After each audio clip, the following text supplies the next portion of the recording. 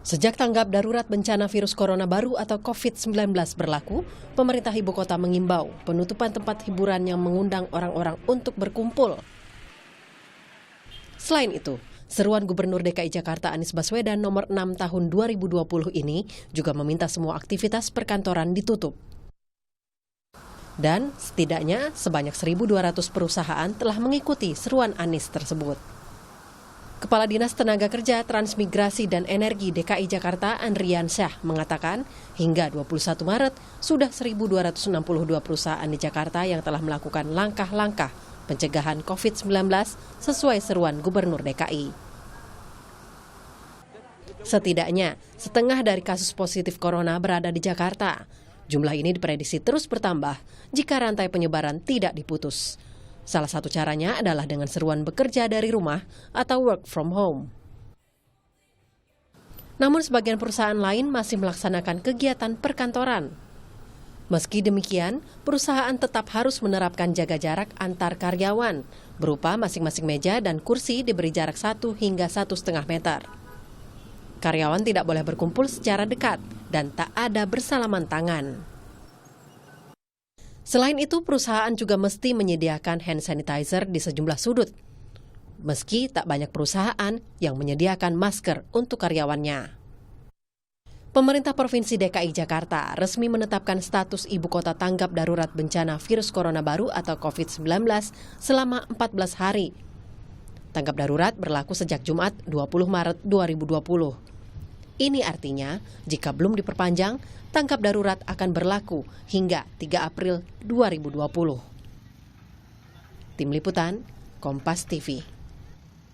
Ya, saudara, work from home atau penutupan sementara perusahaan-perusahaan atau perkantoran di DKI Jakarta, di beberapa kota, dan juga sudah dihimbau tidak saja oleh pemerintah provinsi atau pemerintah kota, tetapi juga sudah dilakukan oleh Presiden Republik Indonesia.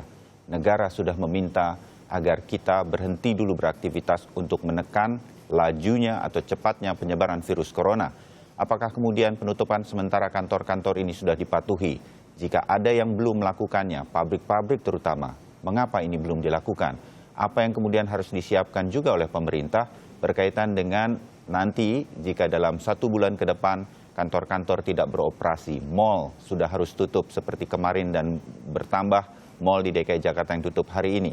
Apa yang kemudian sudah disiapkan dan apa yang harus disiapkan kemudian? Kami segera membahasnya. Ada Wakil Ketua Kadin, Kepala Kamar Dagang dan Industri Indonesia Bidang Ketenagakerjaan dan Hubungan Industrial, Anton J. Supit melalui line telepon. Pak Anton, selamat pagi. Selamat pagi, Mas Bayu. Ya, terima kasih waktunya. Dan kemudian juga ada pengamat kebijakan publik Agus Pambagio yang kali ini tidak bisa hadir karena sedikit kurang sehat, tetapi terima kasih sudah bergabung juga bersama kami melalui line telepon. Mas Agus, selamat pagi. Selamat pagi Bayu, selamat pagi Bos Supit, teman saya itu. Ya. Pak Agus, apa kabar? Ya, kabar jadi baik. Nah, saling menyapa lewat telepon ya, jadi memang social distancing sudah terjadi ini tampaknya. Ya. Pak Anton, apakah menurut Kadin ini memang belum sepenuhnya dilakukan? Masih ada kantor-kantor yang tetap, kalaupun tidak semua, tetapi masih ada yang masuk ke kantor. Mengapa ini terjadi, Pak Anton? Nah, sekarang begini, Mas. Kalau kita lihat Itali, Mas, yang banyak dikeluhkan, termasuk oleh para tim ahli dari sana yang tiba di Itali, melihat tidak disiplinnya orang-orang Itali. Bahwa masih berkeliaran dan lain-lain. Sekarang memang agak ketat, sudah ketat ya. Tetapi memang ini ada 2 masalah utama, Mas Bayu. Pertama itu tentu penyakit itu sendiri, wabah ini yang harus kita perangi. Dalam arti kata bagaimana kita bisa memutus rangkaiannya dan agar orang itu bisa selamat. Karena pada orang dengan saya sangat sedih juga dengan ucapan belasungkawa setinggi-tingginya kepada beberapa teman kita juga. Ada yang dirjen, ada yang pejabat tinggi. Terutama dokter dan perawat itu sangat-sangat menyakiti lah menurut saya. Artinya kita sangat sedih. Tetapi ada persoalan kalau kita bicara dari segi kesehatan itu satu hal. Tetapi ada persoalan ekonomi ini yang tidak kalah juga akan menjadi satu masalah besar. Sebab kalau kita konsisten dengan katakanlah kegiatan semua di rumah, di mana dan kalaupun orang-orang sudah tidak berani keluar, terutama kaum marginal ini yang mereka juga tidak memilih menjadi marginal, tetapi katakanlah pedagang keliling, tukang ojek dan lain-lain ini. Ini kan dia mau bekerja pun tidak ada orang di jalan yang atau katakanlah tidak akan ada penumpang atau pembeli. Nah ini bagaimana? Nah, oleh karena itu yang kita harapkan tentunya pemerintah ada scheme bukan hanya menyangkut makroekonomi seperti memang sekarang sudah bekerja sama dengan Kadin, usulan-usulan Kadin Apindo itu ditampung seperti relaksasi perbankan, pajak dan lain-lain. Tetapi yang mikro ini yang seperti katakanlah bantuan langsung tunai semacam itu sekarang sangat diperlukan. Karena ada sebagian orang kita ini yang cari hari ini untuk makan hari ini. Nah kalau dia tinggal di rumah ini bagaimana ini? Sedangkan kalau krisis dulu kita dengan distribusi katakanlah bantuan keuangan itu semua bisa berjalan lancar karena tidak ada masalah penyakit yang kita takut. Sekarang orang mau keluar rumah saja sudah takut. Bagaimana untuk mengatasi katakanlah distribusi kepada orang-orang kecil ini? Tetapi tentunya harus dipikirkan. Jadi artinya simultan penanganan masalah penyakitnya dan masalah sosial yang menyangkut nyawa manusia juga ini. Baik, Pak Anton, saya satu-satu sedikit. Kalau dari kalangan pengusaha masih ada yang ragu untuk menutup pabrik begitu, karena buruh-buruhnya juga harus bekerja dan lain-lain. Apa pendapat Anda untuk kemudian yang bisa dilakukan bekerja sama dengan pemerintah agar betul-betul kita bisa stay at home dulu, kita bisa menghentikan cepatnya penyebaran virus corona ini? Sekarang kan masih ada pabrik yang masuk, masih ada kantor yang terpaksa harus masuk, tidak betul-betul bisa berhenti berproduksi begitu. Apa jalan tengahnya? Artinya ini ada dua pendapat. Ada pendapat yang mengatakan bahwa kita tidak dalam posisi kalau lockdown total seperti di Wuhan itu, kita akan sangat sulit karena penyakitnya sudah menyebar. Jadi kalau di Wuhan masih terkonsentrasi di sana, sehingga terjadi katakanlah lockdown seluruh provinsi dan itu untuk manusianya jumlahnya 60 juta orang dengan disiplin yang ketat. Nah kita kan sudah menyebar di mana-mana, artinya lockdown nasional ini memang menjadi sesuatu yang sangat mahal. Tetapi kalau bayarannya kalau kita tidak serius akan jadi seperti Italia sekarang di mana orang sudah sangat frustrasi, bahwa sekarang kalau ada sekian banyak pasien harus dengan sadar memilih mana yang akan dipertahankan hidup, mana yang dibiarkan meninggal. Ini kan sudah sangat sulit buat kita memutuskan ini. Baik, Pak Anton. Oleh karena itu memang sangat perlu beginilah. Tentunya saya tidak ada satu posisi di mana, tapi dua hal ini memang harus dipikirkan dengan matang dan harus ambil keputusan. Baik, Pak Anton ditahan sebentar. Saya ke Mas Agus. Ada dilema-dilema seperti ini, Mas Agus, yang mana yang kemudian pemerintah harus ambil atau bekerja sama dengan pemerintah provinsi dan pemerintah kota, menurut Anda? Ya gini, saya sudah sejak Januari sudah rewel soal ini, tapi kan tidak ada respon dari pemerintah. Jadi memang agak terlambat. Nah sekarang dengan keterlambatan ini kan harus kita lakukan sesuatu. Saya setuju apa tadi yang disampaikan oleh Bung Supit tadi. Tetapi intinya begini, kan kita cari sajalah yang daerah paling merah kotanya mana, DKI atau mana. Coba yang sudah menyebar kemana-mana. Karena sudah sangat terlambat, saya minta bandara semua ditutup waktu itu, ya tidak ditutup, ya sudahlah. Nah sekarang intinya pemerintah memang harus mengeluarkan kebijakan-kebijakan soal finansial, soal ekonomi. Dan sebagian sudah keluar meskipun sekali lagi itu terlambat. Nah salah satunya untuk sektor informal itu sudah keluar POJK nomor 11 tahun 2020. Tentang stimulus perekonomian nasional sebagai kebijakan dampak penyebaran COVID-19. Nah di situ dijelaskan bahwa semua utang di reschedule, misalnya ojek online dan kredit-kredit UKM itu bisa di reschedule lagi. Dan tidak boleh ada lagi debt collector menarik motor-motor itu. Persoalannya adalah aturannya aturan karena tidak ada petunjuk pelaksanaannya. Saya sudah katakan pada Pak Kepala OJK waktu itu waktu saya bicara soal ini, bahwa segera keluarkan petunjuk pelaksanaan yang bisa dibagikan, dimengerti oleh masyarakat banyak, kecuali terutama teman-teman sektor informal. Bisa dibuatkan infografisnya, nanti kalau ada persoalan ngadunya kemana, dan segera itu dilayani oleh OJK. Itu Baik. sudah ada harusnya. Nah, Oke. kalau yang di perusahaan kan memang susah. Sekarang gini, cari insentif apa yang bisa dilakukan segera. Misalnya, bahkan banyak perusahaan-perusahaan UKM maupun yang setengah yang tidak besar-besar, Ya. susah. Kalau berhenti produksi, nggak ada income. Gajinya bagaimana? Jadi saran saya, pertama itu tunda PPh badan. Yang katanya sudah dibahas sampai Menko dan mulai diterapkan April kalau saya tidak salah. Kemudian juga tarif listrik. Ini kan BBM crude sedang murah sehingga PLN tidak terlalu rugi. Turunkan tarif listrik atau tunda pembayaran tarif listrik sampai dikatakan bulan Juni dan sebagainya. Jadi dibebaskan atau dikasih diskon. Masih banyak hal lagi yang bisa digali untuk menyelamatkan kita semua. Tapi kita memang harus di rumah sekarang, harus di rumah. Baik, Mas Agus ditahan sebentar. Saya ingin menambahkan sedikit apa yang disampaikan oleh Anda agar lebih jelas lagi.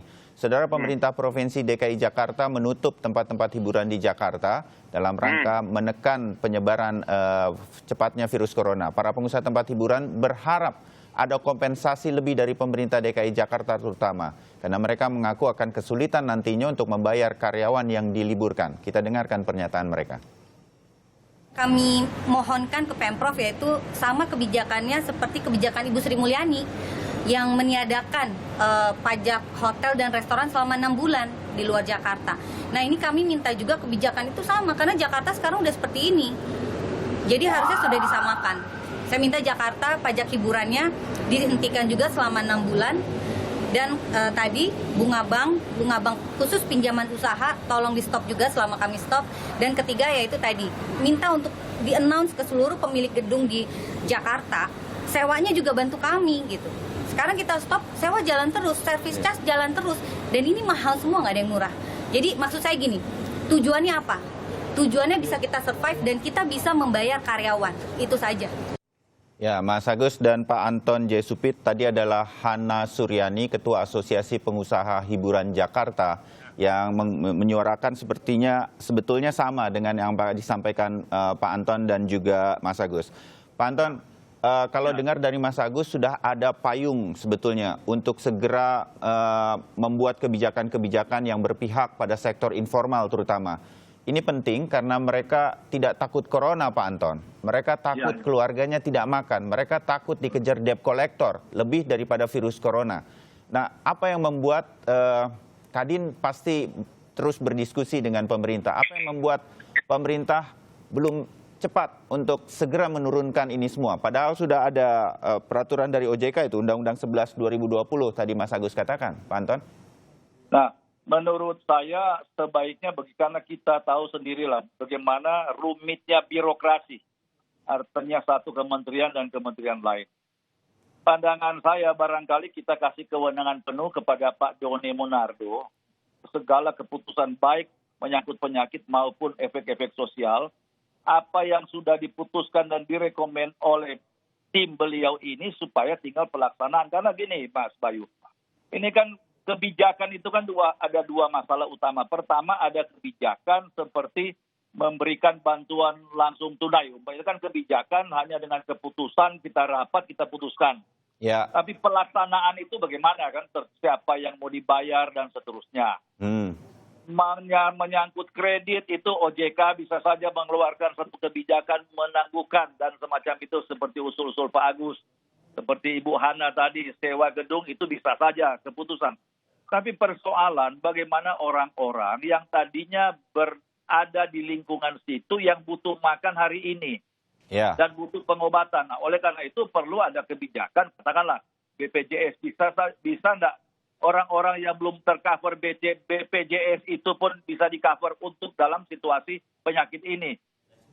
Dan kedua, bagaimana sehari-hari mereka. Sehingga kalau mereka tinggal di rumah, itu betul-betul minimal kebutuhan pokok itu terjamin. Ya. Untuk makanan dan minum dan seterusnya ya. Nah ini tentunya memerlukan suatu pemikiran yang jauh ke depan. Karena menyampaikan natura ini kan tidak gampang. Mas, siapa yang akan membawa semua ini? Dan kalau mereka mengambil pun aman nggak mereka keluar rumah untuk pergi ngambil bantuan ini? Ya. Ya. Nah, ini tentunya perlu dipikirkan dan menurut saya birokrasi ini harus dipersingkat tapi bisa dipertanggungjawabkan karena kita ini istilahnya kan darurat perang. Terus kalau kita dengar punya komentar kalau dulu perang nuklir yang kita takut perang biologis ini lebih menakutkan, Mas, karena ini orang keluar rumah saja tidak berani, Mas. Ya, Pak Anton, apa yang Kadin kemudian bisa saya sebut janjikan agar ini bisa segera terrealisasi? Perlahan tapi pasti tidak apalah.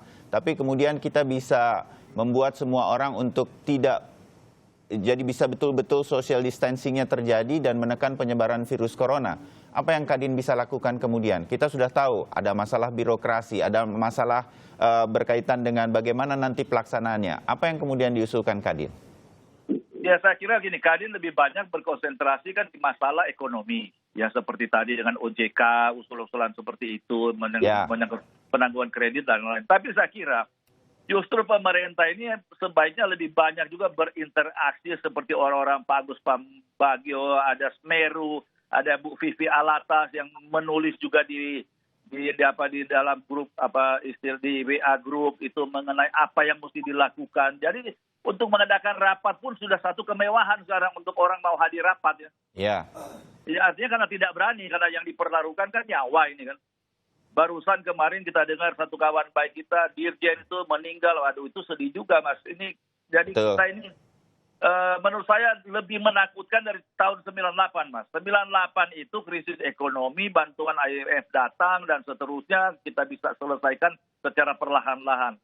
Sekarang kalau untuk keluar rumah saja orang sudah takut, untuk mengambil bantuan pun mikir dua kali. Ini juga yang harus jadi masalah. Oleh karena itu saya kira bagaimana semua terpusat di satu lembaga yang menurut saya itu BNPB inilah yang paling cocok, dikasih power dan supaya termasuk juga memerintahkan apa yang menteri harus lakukan supaya jangan jalan sendiri-sendiri. Ya. Jadi ini harus satu komando begitu ya, dan Kadin akan terus memberikan masukan. Pak Anton ditahan sebentar. Ya. Saya ke Mas Agus sebentar. Mas Agus, pemerintah sebetulnya sudah punya beberapa mekanisme, saya menyebut begitu. Ada bantuan langsung tunai yang sudah biasa dilakukan, mekanisme-mekanisme yang selama ini, kalaupun masih ada kekurangannya tapi sudah berjalan dan tinggal jentik jari, tekan tombol begitu, mekanisme ini sudah bisa berjalan. Dibanding dengan tampaknya Presiden masih berpikir segerakan kartu prasejahtera, kalau saya tidak salah, tolong dikoreksi saya. Nah, hal semacam ini, apa yang membuat saya masih, dari amatan Anda begitu, apa yang kemudian bisa kita harapkan agar pemerintah ini bisa satu komando, seperti Pak Anton Supit katakan, dan kemudian menyegerakan apa yang seharusnya bisa dilakukan. Negara-negara lain bisa segera begitu. Italia insentifnya sudah, dan segala sesuatu yang berkaitan dengan kedaruratan mereka bisa melakukannya dengan cepat. Kita sebetulnya sedang berlatih perang, dan ini kedaruratan yang sebetulnya bukan pertama kali kita lakukan atau kita hadapi. Kita pernah mengalami banyak bencana sebetulnya. Krisis ekonomi tahun 98, virus flu burung begitu. Tapi kenapa sekarang kita seperti gagap menghadapi ini semua? Ya. Gini, pertama memang saya setuju itu satu badan yang mengatur. Nah sekarang memang untuk yang di shop tidak kerja dan sebagainya harus di rumah, itu makanannya harus diantar, tidak bisa tidak. Kalau kita lock di Jakarta saja, itu ada misalnya bisa dilakukan oleh misalnya teman-teman di Satpol PP dan sebagainya, nanti dibantu oleh teman-teman Banser dan semua relawan, makanan harus tersedia di rumah masing-masing. Satu. Kedua, memang bantuan sosial harus disegerakan. Daripada kita intervensi ke pasar uang, sudah 200 triliun lebih, mendingan kita lihat, Jakarta ada berapa, seluruh Indonesia lah, ada berapa sih orang miskin, 40% atau 40 juta atau berapa, dihitung saja, kalikan 1 KK berapa, itu diberikan uang harian minimal. Sudah mereka dapat. Nah persoalannya memang karena NIK kita itu belum beres-beres, IKTP, jadi agak sulit, tapi harus bisa dilakukan. Nanti yang mencuri-curi korupsi tembak aja sudah. Ini sudah krisis, ya tidak bisa main-main. Nah, artinya semua itu harus disediakan oleh pemerintah. Kan memang sudah dibahas anggarannya berapa ratus triliun itu sudah akan disalurkan. Nah, segera salurkan. Karena kalau tidak, kita akan terlambat lagi, ini bisa punah ini.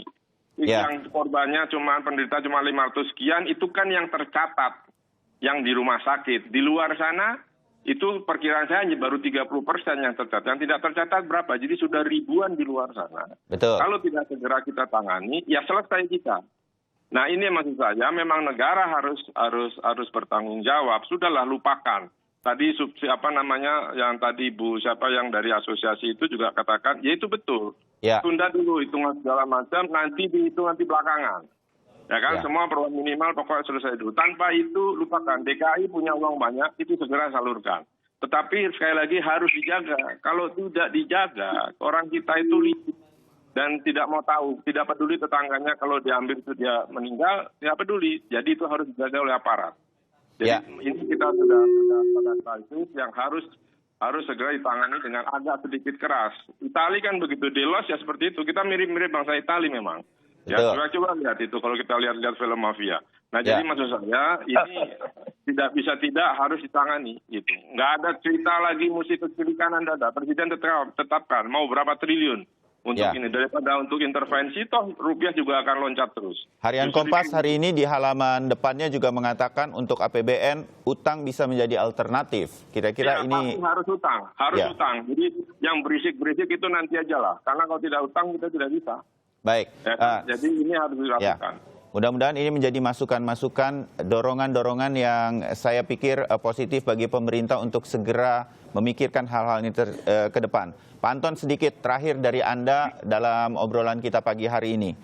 Bagi Indonesia dan mungkin juga Malaysia, beberapa negara yang umat muslimnya banyak, merebaknya corona pada saat ini memang menjadi hal yang kita harus bilang agak tidak mengenakan bagi kita.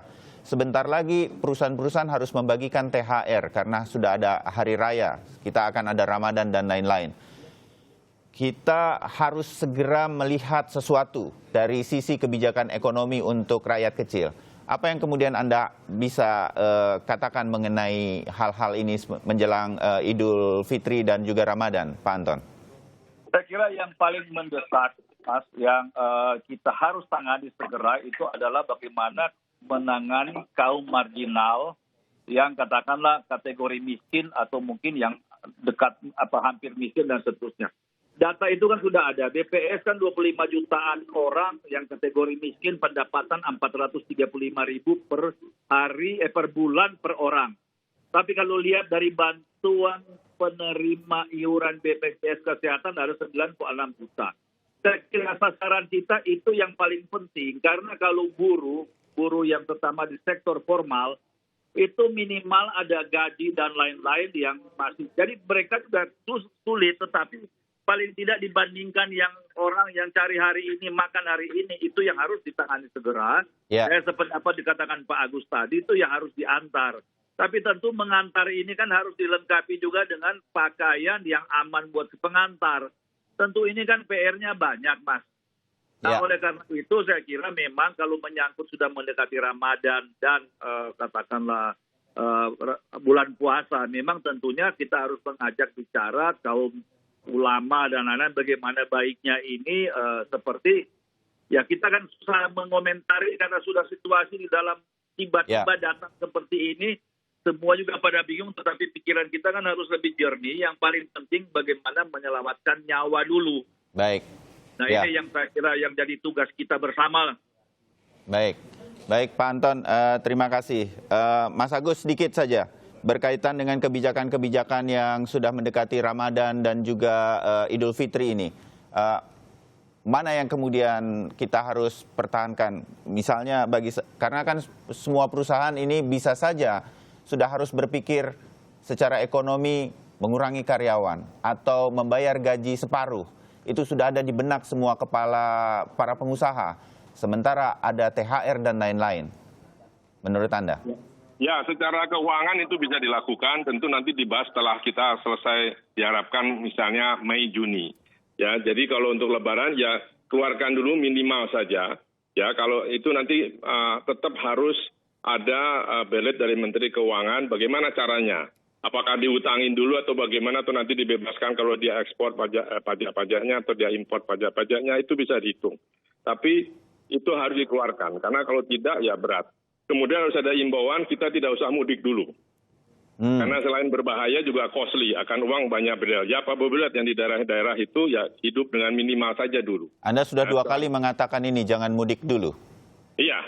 Ya. Sudah, jangan mudik dulu. Kemudian juga tidak lagi ada angkutan mudik gratis dari teman-teman Kadin gitu, tidak usah saja dulu. Kemudian juga untuk puasa, saya juga bertanya pada MUI bagaimana ini fatwanya. Karena begitu orang puasa, ketahanan tubuh kan berkurang. Ini perlu juga kita tunggu fatwa dari MUI. Saya pikir itu. Baik, semua sudah harus disiapkan berkaitan dengan hal-hal tersebut. Ekonomi, kebijakan-kebijakan praktis tapi cepatnya juga ditunggu. Agus Pambagio, pengamat kebijakan publik, terima kasih. Pak Anton J. Supit, Wakil Ketua Kadin, terima kasih sudah bergabung bersama kami pagi hari ini. Terima kasih, Mas.